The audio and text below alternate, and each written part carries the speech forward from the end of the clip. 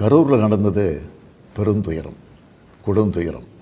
இதுவரை நடக்காத துயரம், இனி நடக்கக்கூடாத துயரம். மருத்துவமனைக்கு நான் நேரில் போய் பார்த்த காட்சிகள் இன்னும் என் கண்ணை விட்டு அகலலை. கனத்த மனநிலையிலையும் துயரத்திலையும் தான் இன்னும் இருக்கேன். செய்தி கிடைச்சதும் மாவட்ட நிர்வாகத்தை முடுக்கிவிட்டு எல்லா உத்தரவுகளையும் பிறப்பித்த பின்னாலும் என்னால் வீட்டில் இருக்க முடியலை. உடனே அன்றைக்கி நைட்டே கரூருக்கு போனேன். குழந்தைகள், பெண்கள்னு 41 உயிர்களை நாம் இழந்திருக்கிறோம். இறந்து போனவங்க குடும்பத்துக்கு தலா 10 லட்சம் ரூபாய் அறிவித்து அதை உடனடியாக வழங்கிட்டு இருக்கோம். ஹாஸ்பிட்டலில் சிகிச்சை பெற்று வர்றவங்களுக்கு அரசு சார்பில் முழு சிகிச்சையை வழங்கி வரோம். நடந்த சம்பவங்களுக்கான முழுமையான உண்மையான காரணத்தை ஆராய முன்னாள் நீதியரசர் அருணா ஜெகதீசன் அவர்கள் தலைமையில் ஒரு நபர் விசாரணை ஆணையம் அமைக்கப்பட்டிருக்கு.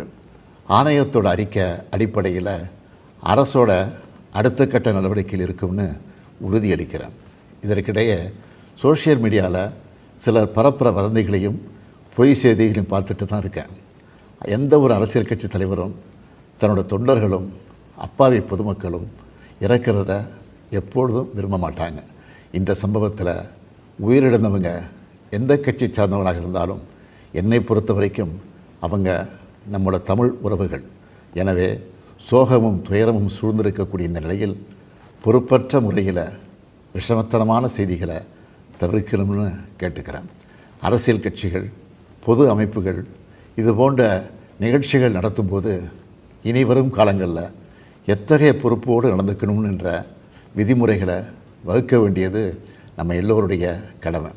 எனவே நீதியரசர் ஆணைய அறிக்கை கிடைச்ச பிறகு எல்லா அரசியல் கட்சிகள், பொது அமைப்புகளோடு ஆலோசனை நடத்தி இதற்கான விதிகள், நெறிமுறைகள் வகுக்கப்படும்னு உறுதியளிக்கிறேன். அத்தகைய நெறிமுறைகளுக்கு எல்லாரும் ஒத்துழைப்பு தருவாங்கன்னு நம்புகிறேன். மனித உயிர்களே எல்லாத்துக்கும் மேலானது. மானுடப்பற்றே அனைவருக்கும் வேண்டியது.